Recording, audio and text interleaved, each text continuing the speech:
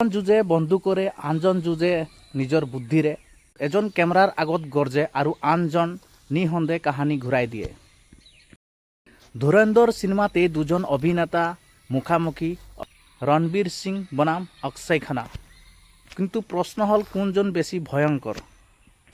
আপুনি কেতিয়াবা ভাবিছেনে দেশৰ সুৰক্ষাৰ বাবে মানুহে নাম পৰিচয় আনকি নিজৰ জীৱনো বিলাই দিয়ে? ইতিহাসত তেওঁলোকৰ নাম নাথাকে।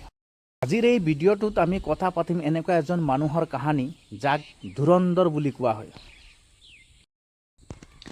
নমস্কাৰ, মই বিজয় পানিক আৰু আপোনালোকে চাই আছে আদিবাসী অফিচিয়েল অসম। এইখন কোনো সাধাৰণ একশ্যন চিনেমা নহয়, ই হ'ল বুদ্ধি, ষড়যন্ত্ৰ আৰু গোপন যুদ্ধৰ কাহিনী। মুখ্য ভূমিকাত অভিনয় কৰিছে ৰণবীৰ সিং। এই চিনেমাখন পৰিচালনা কৰিছে আদিত্য ধৰ, GURI দ্য চাৰ্জিকেল ষ্ট্ৰাইকৰ দৰে দেশভক্তিমূলক আৰু বাস্তৱধৰ্মী চিনেমা নিৰ্মাণ কৰি পৰিচিত।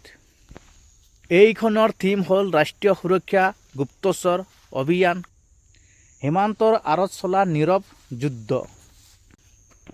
ধুৰন্ধৰ মানে হ'ল চালাক, গভীৰ ষড়যন্ত্ৰ, চিন্তাশীল, বুজি পোৱা আৰু সময় আহিলে নিৰ্দয় হ'ব পৰা মানুহ। এই চিনেমাত হিৰোৱে যে মাৰপিট সকলো নহয়, তেওঁৰ বুদ্ধিয়েই আটাইতকৈ ডাঙৰ অস্ত্ৰ। চিনেমাখনৰ কাহিনী ঘূৰি ফুৰে এজন গোপন নিয়োজিত ব্যক্তিক লৈ। তেওঁৰ কোনো নাম নাই, তেওঁৰ কোনো পৰিচয় নাই আৰু কোনো কৃতিত্বৰ দাবীও নাই।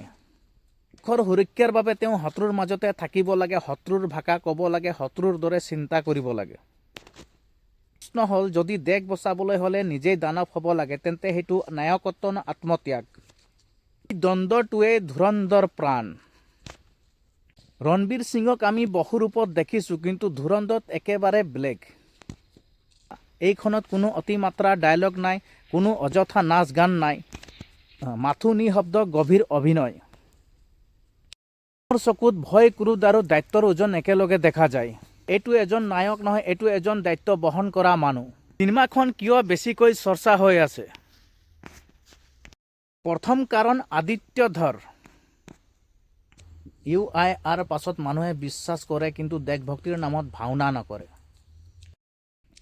দ্বিতীয় কাৰণ হ'ল গুপ্তচৰ আৰু গোপন যুদ্ধৰ কাহিনী ভাৰতীয় দৰ্শকে সদায় ভাল পায়।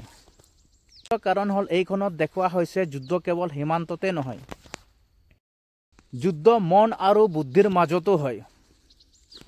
মানে কেৱল শ্লোগান নে নীৰৱ আত্মত্যাগ?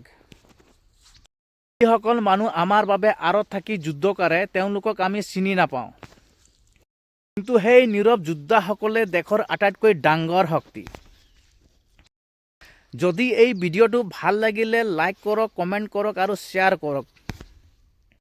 এনেকুৱা ইতিহাস, চিনেমা আৰু বাস্তৱত মাজৰ কাহিনী আৰু বেছি জানিবলৈ চেনেলটো ছাবস্ক্ৰাইব কৰক।